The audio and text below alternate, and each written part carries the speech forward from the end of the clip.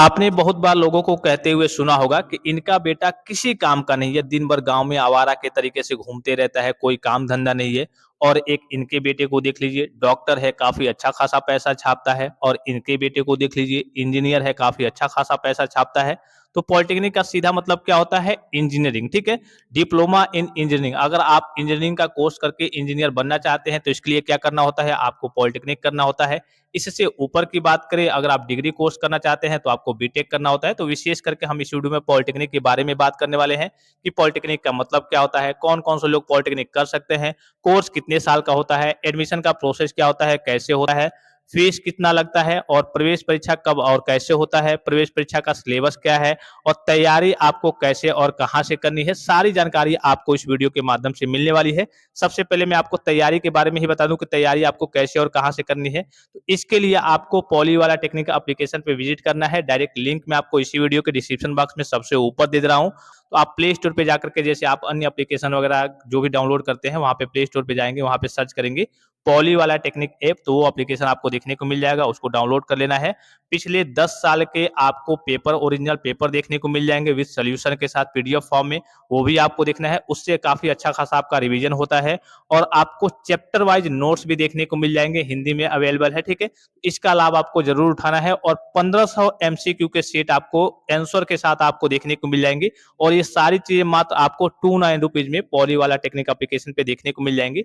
तो इसका लाभ आपको जरूर उठाना है कि कम समय में और सही तरीके से तैयारी आपको कैसे करनी है। सबसे जो इसमें मेन है वो आपका प्रीवियस ईयर का कल के पेपर है, ओरिजिनल पेपर है। उसको देख करके आपको ये भी आइडिया लग जाता है कि हाँ, इस चैप्टर का वेटेज ज्यादा है, इस चैप्टर से क्वेश्चन वगैरह ज्यादा पूछे जाते हैं, ऐसे ऐसे क्वेश्चन वगैरह पूछे जाते हैं। तो ये सारी चीजें आप प्राप्त कर सकते हैं कहाँ से? पॉली वाला टेक्निक एप्लीकेशन पे विजिट करेंगे, वहां पे ऑल कोर्स वाले ऑप्शन में जाएंगे तो एक पॉलिटेक्निक एंट्रेंस का ऑप्शन भी आपको नीचे भी देखने को मिल जाएगा, वहां पे डायरेक्ट क्लिक करके आप विजिट करके सारी चीजों को परचेज कर सकते हैं, ठीक है।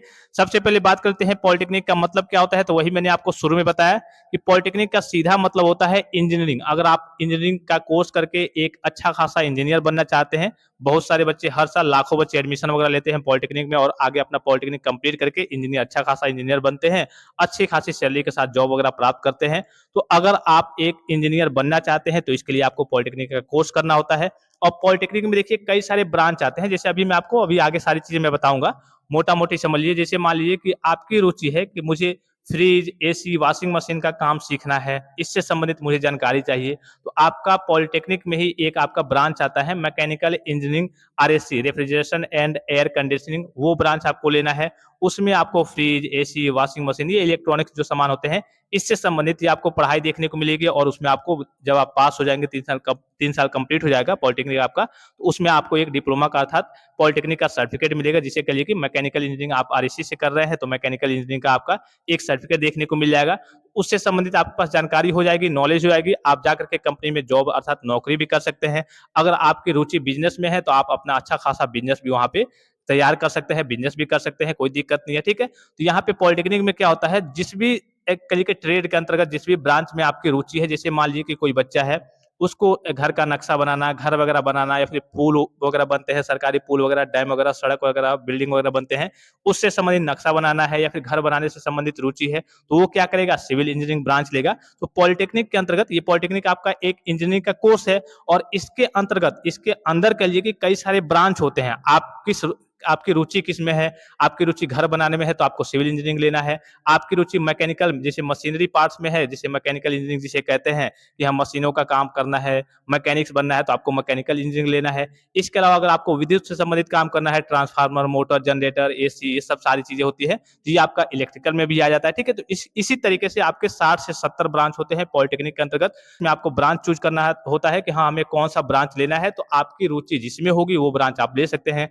अगर आप सोच रहे होंगे कि मुझे कंप्यूटर पे बैठ के काम करना है, तो एक आपका ब्रांच आता है कंप्यूटर साइंस एंड इंजीनियरिंग, एक आपका आईटी इंफॉर्मेशन टेक्नोलॉजी का ही ब्रांच आता है। इसको करने के बाद से आप कंप्यूटर पे बैठ करके आराम से, देखा होगा आपने कई सारी कंपनी में, फैक्ट्री में, होटल वगैरह में, बहुत सारी जगहों पे आपने देखा होगा कि कुछ लोग बैठे रहते हैं कंप्यूटर पे, बस डेटा वगैरह को मैनेज करते हैं, तो ये आपके कंप्यूटर साइंस के बच्चे होते हैं। इसके अलावा आप कोडिंग वगैरह करना चाहते हैं, ठीक है, डेटा एनालिसिस का काम वगैरह, ये सारी चीजें क्या आती हैं, ये आपकी कंप्यूटर साइंस में। अर्थात कहने का मतलब है कि पॉलिटेक्निक एक प्रकार का आपका कोर्स है और और इसके अंतर्गत कई सारे ट्रेड आते हैं, जिसमें आपकी रुचि होगी उस ब्रांच को आपको चूज करके उस हिसाब से आपको पॉलिटेक्निक कंप्लीट करके उस हिसाब से अगर आप नौकरी करना चाहें तो कंपनी में नौकरी कर सकते हैं, या फिर अपना खुद का बिजनेस करना चाहें तो वो भी कर सकते हैं। ठीक है, तो पॉलिटेक्निक समझ गए कि ये आपका एक प्रकार का इंजीनियरिंग का कोर्स होता है।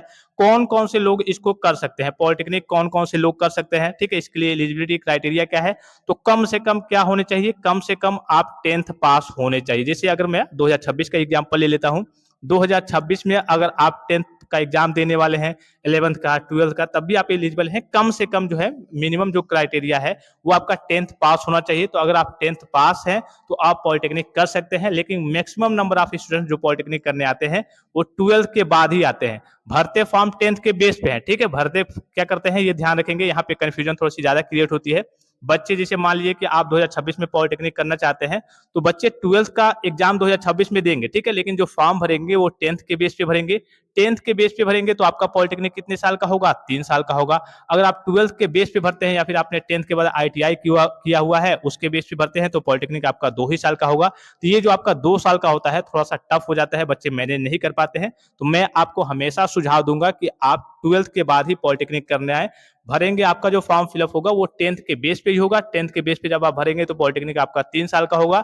लेकिन अगर आप 12th के बेस पे आते हैं लेटरल एंट्री के थ्रू तो आपका पॉलिटेक्निक 2 साल का हो जाता है। डायरेक्ट आपका सेकेंड ईयर में एडमिशन होता है, थोड़ा सा आपका टफ पड़ जाता है। ठीक है, तो आप 12th करके ही आएंगे, 10th करके भी आप पॉलिटेक्निक करने आ सकते हैं। बहुत सारे बच्चे आते हैं लेकिन उसमें थोड़ा सा टफ पड़ जाता है क्योंकि बच्चे 11th 12th का पढ़े नहीं रहते हैं और पॉलिटेक्निक के फर्स्ट ईयर में उनको 11th और 12th का ही पढ़ना होता है और थोड़ा सा टफ पड़ जाता है। तो आप आएंगे पॉलिटेक्निक करने क्या 12th करके ही, और भरेंगे आप फॉर्म 10th के बेस पे ही। आप साइबर कैफे से फॉर्म को फिलअप कराएंगे तो कहेंगे कि हाँ मुझे पॉलिटेक्निक करना है 3 साल का, तो आपका फॉर्म फिलअप कर देगा। ग्रुप कौन सा ग्रुप रहता है? ग्रुप ए होता है। ठीक है, ग्रुप ए होता है 3 साल का पॉलिटेक्निक, और जो आपका ग्रुप के होता है लेटरल एंट्री का 2 साल का पॉलिटेक्निक होता है। अगर आपने 10th के बाद ITI किया हुआ है या फिर 12th के बेस पे आप फॉर्म को फिलअप करते हैं तो आप लेटरल एंट्री के थ्रू अगर आप एडमिशन लेते हैं तो डायरेक्ट आपका सेकेंड ईयर में एडमिशन होता है, जिसका ग्रुप आपका के होता है। तो जब भी आप पॉलिटेक्निक के लिए फॉर्म को फिलअप करेंगे हमेशा ग्रुप ए से फॉर्म को फिलअप करेंगे। ठीक है, ये थोड़ा सा आपका बेटर रहता है। अदरवाइज आपकी रुचि के ऊपर डिपेंड करता है, आप चाहे तो सेकेंड ईयर में भी डायरेक्ट लेटर एंट्री के थ्रू भी आप ITI किए हुए हैं या फिर 12th के बेस पे फॉर्म को फिलअप करते हैं तो भर सकते हैं। आई होप ये कंफ्यूजन आपके क्लियर हो गए होंगे।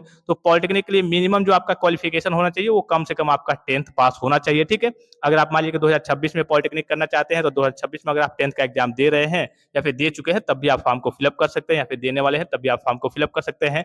इसी प्रकार से मतलब कहने का सीधा मतलब है कम से कम आप 10th पास होने चाहिए। उसके ऊपर अगर आपका 11th पास है, 12th पास है, आपने BA किया हुआ है, BSc किया हुआ है, तब भी आप पॉलिटेक्निक कर सकते हैं, कोई समस्या नहीं है। कोर्स कितने साल का होता है मैंने आपको बता दिया, 3 साल का आपका जनरली कोर्स होता है। अगर आप डायरेक्ट लेटरल एंट्री के थ्रू एडमिशन लेते हैं 12th के बेस पे या फिर ITI करने के बाद तो आपका पॉलिटेक्निक 2 साल का हो जाता है। एडमिशन कैसे होता है, एडमिशन का प्रोसेस क्या होता है? तो एडमिशन के लिए सबसे पहले आपको एक एंट्रेंस एग्जाम देना होता है जिसका आपको फॉर्म फिलअप करना होता है, जो कि आपका GCAP के थ्रू होता है, joint entrance examination council Uttar Pradesh, इसके थ्रू होता है। मैं आपको प्रोसेस बताते रहूंगा, डेट वगैरह ही बताते रहूंगा। तो एडमिशन के लिए क्या करना होता है, पॉलिटेक्निक वगैरह आपको एडमिशन लेना है मान लीजिए, तो सबसे पहले आपको GCAP का ऑनलाइन फॉर्म फिलअप करना होगा। ठीक है, उसके बाद से इसका एंट्रेंस एग्जाम होता है अर्थात प्रवेश परीक्षा होता है। जितने अच्छे नंबर उसमें आते हैं उसी हिसाब से आपको सरकारी कॉलेज देखने को मिलता है। अगर आपके नंबर बहुत कम बनते हैं तो हो सकता है कि आपको सरकारी कॉलेज ना मिल पाए। अगर सरकारी कॉलेज मिल जाता है तो उसमें फीस कम लगती है और उसकी वैल्यू थोड़ा सी ज्यादा होती है। ठीक है, तो आप कोशिश करेंगे कि आपकी एंट्रेंस एग्जाम में, प्रवेश परीक्षा में अच्छे नंबर आए, कि आपको अच्छा खासा सरकारी कॉलेज देखने को मिले। तो जैसे ही आप GCAP का फॉर्म फिलअप करेंगे उसके बाद से आपका ऑनलाइन एग्जाम होता है, कंप्यूटर पे बैठ करके बहुविकल्पी प्रश्न होते हैं, उसको बस आपको टिक करना होता है। 100 क्वेश्चन आएंगे। कितने क्वेश्चन आएंगे? 100 क्वेश्चन आएंगे। आपके 50 मैथ के क्वेश्चन रहेंगे, 25 आपके फिजिक्स अर्थात कहिए कि भौतिक विज्ञान के क्वेश्चन रहेंगे, 25 आपके केमिस्ट्री अर्थात रसायन विज्ञान के क्वेश्चन रहेंगे। मैथ का वेटेज कहिए कि डबल होता है, ज्यादा होता है। 50 क्वेश्चन मैथ के, 25 क्वेश्चन फिजिक्स के, 25 क्वेश्चन केमिस्ट्री के, टोटल 100 क्वेश्चन हो गए। और एक क्वेश्चन आपका 4 नंबर का होता है, टोटल 400 का होता है। 400 में अगर आपके 200 के आसपास आ जाते हैं नंबर तो अच्छा खासा सरकारी कॉलेज आपको देखने को मिल जाता है। तो कोशिश करेंगे कि आपका प्रवेश परीक्षा में अच्छा खासा नंबर आए तो आपको अच्छा खासा कॉलेज देखने को मिल जाएगा। कॉलेज काफी डिपेंड करता है, क्योंकि अगर आपको खराब कॉलेज मिल जाता है, जैसे कि बहुत बार आप देखा गया, आपने देखा भी होगा कि बहुत सारे जो बच्चे हैं पॉलिटेक्निक करके भी इधर उधर घूमते रहते हैं, क्योंकि उन्होंने अच्छे कॉलेज से पॉलिटेक्निक नहीं किया हुआ था, या फिर पॉलिटेक्निक अच्छे कॉलेज से करते भी है तो पढ़ाई अच्छे से नहीं करते हैं। तो कोशिश करेंगे कि आपका कम से कम प्रवेश परीक्षा में अच्छा खासा मार्क्स आए और उसके बाद से आपको अच्छा खासा सरकारी कॉलेज देखने को मिलेगा। ये आपको आगे प्रोसेस वगैरह बताते रहूंगा, आप चैनल पे जुड़े रहेंगे। ठीक है, तो ये चीज आप समझ गए कि हाँ आपको जीकअप का फॉर्म फिलअप करना होता है, एंट्रेंस एग्जाम देना होता है। उस हिसाब से जितने आपके नंबर आएँगे, उस हिसाब से आपकी काउंसलिंग होगी। काउंसलिंग क्या होती है? जैसे मान लीजिए कि कोई बच्चा है 300 पाया है, कई लाख बच्चे, मान लीजिए कि 1 लाख बच्चे हैं जो 300 नंबर पाए हैं, 1 लाख बच्चे हैं जो 200 नंबर पाए हैं, तो सबसे पहले कॉलेज किनको मिलेगा? इन वाले बच्चों को मिलेगा। तो इसीलिए आपकी काउंसलिंग होती है। काउंसलिंग में जैसे सभी बच्चे गवर्नमेंट पॉलिटेक्निक, जैसे लखनऊ से आपको पॉलिटेक्निक करना है, गवर्नमेंट पॉलिटेक्निक लखनऊ से या फिर गवर्नमेंट पॉलिटेक्निक कानपुर से, जो बेस्ट वाले कॉलेज हैं। अब जिसका कम नंबर आया है या फिर जिसका ज़्यादा नंबर आया है, सभी बच्चे सोचेंगे कि हाँ, मुझे यहाँ पे एडमिशन मिल जाए, तो सभी बच्चे उस कॉलेज को फिल करेंगे। काउंसलिंग जब होगी तो जो अच्छे खासे नंबर वाले होंगे उनको वो कॉलेज मिलेगा, जो लो रैंक वाले बच्चे होंगे, लो नंबर जिनका होगा, उनको वो कॉलेज नहीं मिल पाएगा। इसी को हम क्या कहते हैं? काउंसलिंग कहते हैं। काउंसलिंग के थ्रू आपको गुजर के एडमिशन वगैरह कराना होता है। तो ये प्रोसेस मैं आपको आगे बताते रहूंगा, ठीक है। फीस कितना लगता है, फीस के बारे में थोड़ा सा जान लीजिए। तो अगर आपको सरकारी कॉलेज मिल जाता है, सरकारी कॉलेज मिल जाएगा, तो जो टोटल फीस होती है आपकी कितनी होती है? 10,370 रुपए। कितनी होती है? 10,370 रुपए। उसके बाद से आप बाहर रहते हैं, जैसे मान लीजिए कि आप बाहर रहेंगे तो रूम का रेंट वगैरह, फिर आपका खाना पीना, वो खर्चा आपका 3,000 के आसपास बैठ जाता है। अगर आपको हॉस्टल मिल जाता है, कई कॉलेज में हॉस्टल होते हैं, कई कॉलेज में हॉस्टल नहीं होते हैं, तो अगर हॉस्टल मिल जाता है तो उसमें भी आपका 3,000 के आसपास खर्चा पड़ जाएगा, ठीक है। वो आपका जो ये आपका 10,370 लगता है, ये आपकी फीस होती है। जैसे आप किसी कॉलेज में पढ़ाई किए होंगे तो 2,000, 3,000, 5,000, 10,000 रुपए देते होंगे, वैसे ही आपका पॉलिटेक्निक में, सरकारी कॉलेज में 10,370 रुपए आपका फीस लगता है। और ये पूरा फीस जब आप छात्रवृत्ति का अर्थात स्कॉलरशिप का फॉर्म फिलअप करते हैं, उसमें ये फीस आपको वापस मिल जाता है। बस लगता क्या है? आपके रहने खाने पीने का इसमें खर्चा आपका लगता है। अगर आपका एडेड कॉलेज में, जो अर्ध सरकारी कॉलेज होते हैं, उसमें एडमिशन होता है, तो उसमें आपका 20 से लेकर के 22,000 के बीच आपका फीस लगता है। और अगर आपका प्राइवेट कॉलेज में एडमिशन होता है, तो उसमें आपका 30 से लेकर के 40,000 के आसपास आपका फीस लगता है। तो इसीलिए बच्चे क्या करते हैं? अच्छे से तैयारी करते हैं कि उनको अच्छा खासा सरकारी कॉलेज मिल जाए। सरकारी कॉलेज मिल जाएगा तो फीस कम लगता है और स्कॉलरशिप भी आपका वापस, पूरा फीस आपका वापस चला आता है सरकार के द्वारा छात्रवृत्ति के रूप में। बस आपके रहने का, खाने पीने का खर्चा लगता है। तो फीस के बारे में समझ गए, और कोई डाउट्स होगा तो आप पूछ लेंगे, ठीक है। प्रवेश परीक्षा कब होता है? तो ये आपका जो एग्जाम है वो आपका देखिए, फॉर्म फिलअप होना स्टार्ट होता है लगभग लगभग आपका दिसंबर के लास्ट में या फिर जनवरी के शुरू में। जनवरी के शुरू से ही मान लीजिए, डेट आएगी तो मैं आपको बता दूंगा। और लगभग लगभग आपका मार्च या फिर अप्रैल तक आपका फॉर्म फिलअप होगा। और मई के शुरू में या फिर मई में या फिर जून में ही, इस बार हो सकता है कि अप्रैल ही में हो जाए, अप्रैल के लास्ट में या फिर मई के शुरू में या फिर मई के लास्ट में आपका एंट्रेंस एग्जाम अर्थात प्रवेश परीक्षा करा लिया जाता है। ऑनलाइन मोड पे होता है, आपको कंप्यूटर पे बैठ करके परीक्षा देना होता है। वहां पे बहुविकल्पी प्रश्न होते हैं, बस आपको टिक करना होता है। 4 ऑप्शन होंगे, एक ऑप्शन आपको सिलेक्ट करना होगा। प्रवेश परीक्षा का सिलेबस क्या होता है? सिलेबस इसमें मैंने आपको बता दिया कि बस आपके फिजिक्स, केमिस्ट्री और मैथमेटिक्स अर्थात गणित रहता है, रसायन विज्ञान रहता है और भौतिक विज्ञान रहता है। और ये आपका समझिए कि जितना आप पहले से पढ़े हुए हैं, 6, 7, 8, 9, विशेष करके 9, 10 और 11, 12, उसी के बेस पे होता है। और ज्यादातर जो आपका सिलेबस होता है आपके एंट्रेंस एग्जाम के लिए, वो कक्षा 9 और कक्षा 10 का ही होता है, जिसमें आपके जो फिजिक्स, केमिस्ट्री के पार्ट्स हो गए और आपका गणित का पार्ट हो गया, वो बेसिकली आपके कक्षा 9 और 10 के ही सारे सिलेबस वगैरह होते हैं। सिलेबस का पीडीएफ भी आपको एप्लीकेशन पे, पॉली वाला टेक्निक एप्लीकेशन पे देखने को मिल जाएगा, और नोट्स वगैरह भी आपको देखने को मिल जाएगा।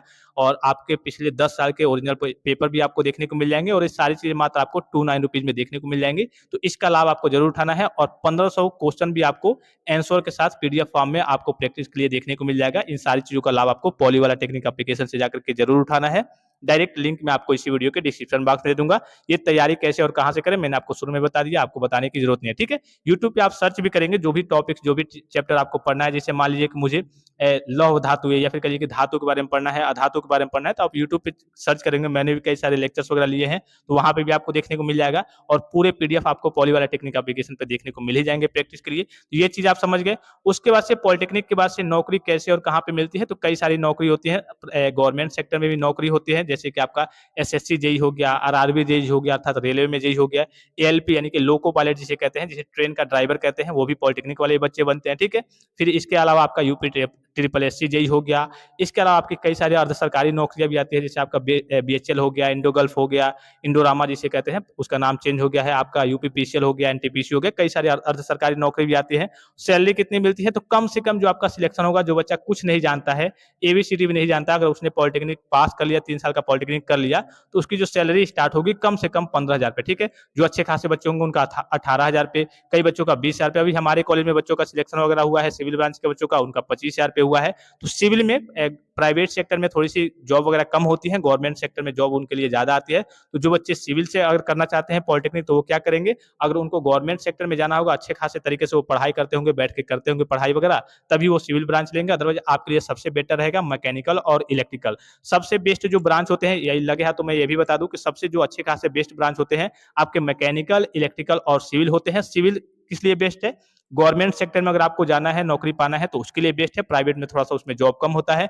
मैकेनिकल की बात करें और इलेक्ट्रिकल की बात करें तो मैकेनिकल का आपका गवर्नमेंट सेक्टर में भी ठीक-ठाक है। आपका एसएससी जेईई हो गया, आरआरबी जेईई हो गया, एलपीए वगैरह हो गया और फिर आपका कहिए कि और जो अदर सरकारी नौकरी आती है उसमें भी है। गवर्नमेंट में भी आपका अच्छा खासा स्कोप है मैकेनिकल का और प्राइवेट में तो भाई है ही है, मैकेनिकल समझिए पूरा प्राइवेट ही है, ठीक है?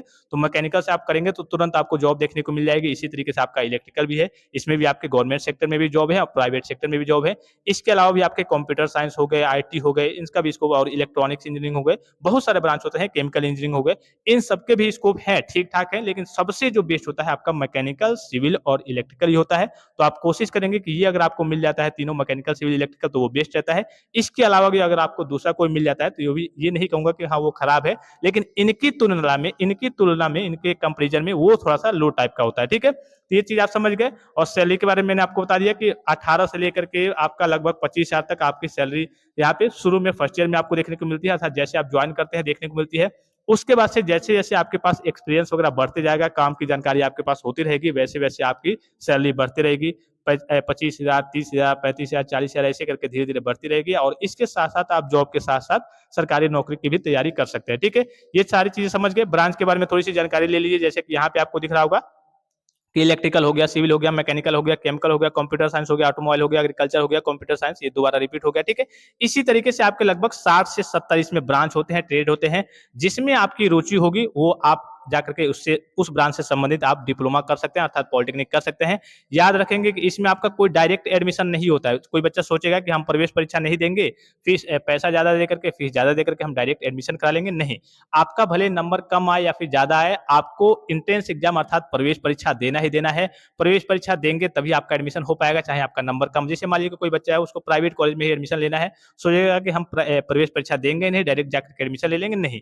आपको जीकअप का ऑनलाइन फॉर्म फिलअप करना है, एंट्रेंस एग्जाम में बैठना है, भले ही आपके 10 नंबर आए, 50 नंबर आए, 100 नंबर आए, आपको उसमें बैठना है, उसके बाद से ही आपका एडमिशन हो पाएगा पॉलिटेक्निक में। बिना एंट्रेंस एग्जाम के आपका पॉलिटेक्निक में एडमिशन नहीं हो पाता है।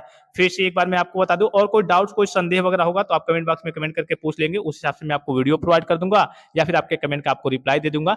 पॉली वाला टेक्निक एप्लीकेशन पे क्या करेंगे, आप विजिट कर लेंगे और सारी चीजों को प्राप्त कर लेंगे। किन सारी चीजों को आपको प्राप्त करना है, अगर आपको नोट्स चाहिए चैप्टर वाइज, मैथमेटिक्स के, फिजिक्स के, केमिस्ट्री के तीनों, इसके अलावा इंपॉर्टेंट क्वेश्चंस आपको 1500 क्वेश्चन एमसीक्यू विद आंसर के साथ देखने को मिल जाएंगे और सबसे जो जरूरी है ओरिजिनल पेपर आपको पिछले 10 साल के देखने को मिल जाएंगे।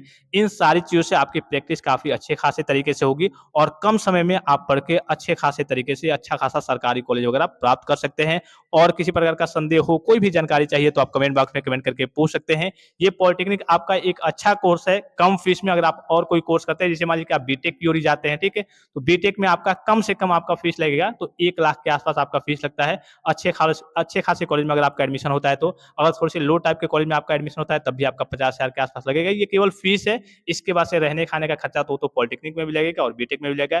जिस हिसाब से जिस सिटी में आप रहते हैं, जैसे लखनऊ में रहते हैं तो वहाँ हो सकता है थोड़ा सा खर्चा आपका 3-4-5,000 पड़ जाए। अगर आप किसी लोकल सिटी में आपको आपको कॉलेज वगैरह मिल जाता है तो हो सकता है कि वहाँ पे आपका 3,000 या फिर 2,000 में ही आपका काम वगैरह वहाँ पे बन जाए, कोई समस्या ना हो। क्योंकि अगर थोड़े से लोकल सिटी में रहेंगे तो वहाँ पे खर्चा भी थोड़ा सा कम पड़ता है। अगर हाई फाई सिटी में, प्रोफेशनल सिटी में रहेंगे तो वहाँ पे महंगी चीजें होती हैं, थोड़ा सा रूम रेंट भी महंगा होगा। हॉस्टल हो तो हो सकता है हॉस्टल भी महंगा हो, हॉस्टल की फैसिलिटी अच्छी हो। तो आप प्राइवेट कॉलेज में जाएंगे तो प्राइवेट के हॉस्टल की फीस तो आपके उनकी फैसिलिटी के ऊपर डिपेंड करती है, कहीं कहीं पे 5,000, कहीं कहीं पे 10,000 फीस रहता है। लेकिन गवर्नमेंट कॉलेज की हॉस्टल की जो फीस होती है वो 2,300 रुपए रहती है। ये तो आपका 1 साल के लिए जमा होता है 2,300 रुपए रूम रेंट के लिए, वो आपका स्कॉलरशिप में वापस चला आता है। मेन जो होता है आपका मेस का खाने पीने का खर्चा, वो आपका महीने का 3,000 के आसपास बैठता है। अच्छा खासा आपको खाना भी मिल जाता है। सभी बच्चों को खाना वगैरह अच्छा नहीं लगता हॉस्टल का, इसलिए बच्चे बाहर भी रूम लेके रहते हैं, हॉस्टल को बाद में फर्स्ट ईयर के बाद से छोड़ देते हैं। तो ओवरऑल मैंने सारी चीज़ों को डिस्कशन कर लिया है, सारी चीज़ों का डिस्कशन कर लिया है, सारी चीज़ों के बारे में आपको बता दिया है। और किसी प्रकार का संदेह होगा, कोई भी आपको जानकारी चाहिए होगी तो आप कमेंट बॉक्स में कमेंट करके पूछ लेंगे। उस हिसाब से मैं आपको कमेंट का आपका रिप्लाई दे दूंगा या फिर वीडियो आपको प्रोवाइड कर दूंगा। फिलहाल इस वीडियो में इतना ही, इजाजत दीजिए। धन्यवाद, थैंक्स फॉर वॉचिंग। मिलते हैं नेक्स्ट वीडियो में।